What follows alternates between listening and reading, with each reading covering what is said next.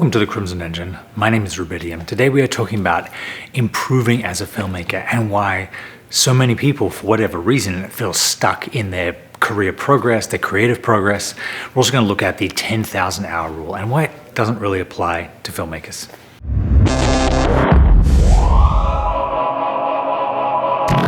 So the 10,000 hour rule, made popular by Malcolm Gladwell, but based on the research of actual scientists, was the concept that it takes around 10,000 hours to become world-class at a particular skill. And it's only after decades of daily practice that people become the best in the world. It looked at a variety of different skills and vocations, but filmmaking was not one of them. When you really get down to it, all the research was saying was that if you spend much more time than the majority of people doing a certain skill, you'll be much better at that skill than them. If you're looking at a skill like piano, like violin, like baseball, that a lot of people play and a lot of people have access to playing, you're going to need to spend an inordinate amount of time, 10,000 hours, to stand out from the crowd. However, if you think about it, in film and photography, the average person doesn't have that much access to filmmaking equipment, to filmmaking crews, to post-production software. With much less than 10,000 hours experience in film, you can make a living because you'll be better than most people, because most people have zero experience. And this is a bit of a double-edged sword because it is so difficult and so expensive to practice the craft of filmmaking. Yes, if you're just by yourself with a mirrorless camera and a gimbal shooting pictures of landscape, you can do that for thousands of hours all by yourself and get really, really good at it. And a lot of people have, especially on YouTube. But if you want to shoot narrative drama or thriller or horror, you need a camera, you need lights, you need a crew, you need a location, you need talent, meaning a cast, you need a schedule, you need insurance, you need all the gear that goes along with that. Not only that, you need a script, you need time and processing power to go through post-production, and then you need to get it up on the big screen somehow so you can get feedback to see if it's any good. Because the 10,000 hour rule doesn't apply to just mindless practice like spending time hitting one key on a piano. You have to have quality coaching of someone giving you feedback whether or not you're doing a good job and where you can improve.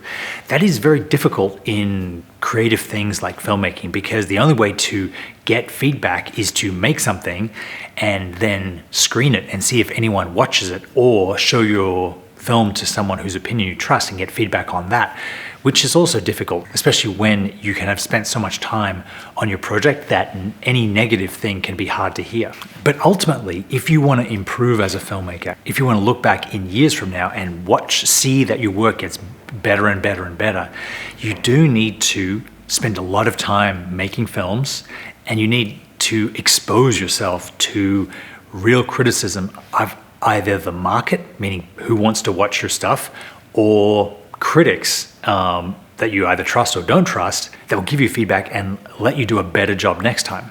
If I think about the amount of hours I spent on set, even with a YouTube channel over 2021, it was probably more than 10, but less than 30. I certainly wouldn't have seen myself spending an hour on set a week, especially during the pandemic, especially living in Vermont where there's very little, there's far fewer collaborators, crew and cast here. And having said that, I have the majority of the tools that I need. I have cameras and monitors and lights and dollies and sliders and a computer that allows me to post-produce all of that stuff myself. It's fundamental that you can't expect to get better at something. You can't expect to improve unless you're A, doing a lot of that activity, and B, getting feedback on whether or not you're doing that activity well. And that's something as filmmakers that is really expensive and really difficult to do. You may not want to get better as a filmmaker. You may be very happy in your niche, in your groove, making the films you're making. And if that's you, then I applaud that.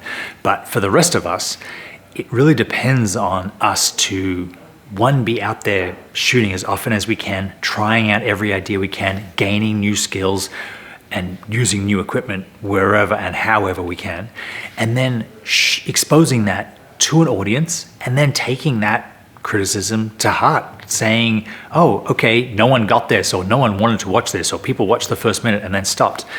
And especially in the YouTube world, that can be really difficult, because anything that you put up online will get criticized by people that don't get it, criticized by people that do get it and wish they'd done it, or just random criticism. I get these every single day on YouTube, and you need to develop a pretty thick skin to say to yourself, well, this wasn't for that person. But it doesn't mean you can just turn your head away from all criticism. You have to look at things with a critical eye and develop a network of people whose work you respect, and who then grow to respect your work, and you can ask them, did we do a good job? Is this a good film? Would this be sellable? But that group shouldn't be so small and so self-referential that you're all just giving each other high fives for these films or these projects that no one else wants to watch. There is no easy answer to this, but the two ideas of shooting more, shooting as much as you can, taking a project from concept to totally finished state, not just throwing up whatever you want on Instagram, but taking a project all the way and then getting criticism by people you trust or an opinion that you respect on that work, and then using that criticism to get better and go back and do something again, either improve the project or shoot a different project with a different perspective. That is what it takes. That is the feedback loop that it takes to get better at filmmaking. And that is what I'm going to be dedicated to in 2022. If you're interested in learning more about filmmaking in all its different aspects, definitely check out canonmasterclass.com. I have over 20 videos on there, hours and hours of different projects, different camera tutorials, investigation into different ways to shoot, and new types of gear that you may not be familiar with. You can buy the courses individually, or you can stream the entire site for just $14 a month. Thank you very much for watching, and I will see you next time.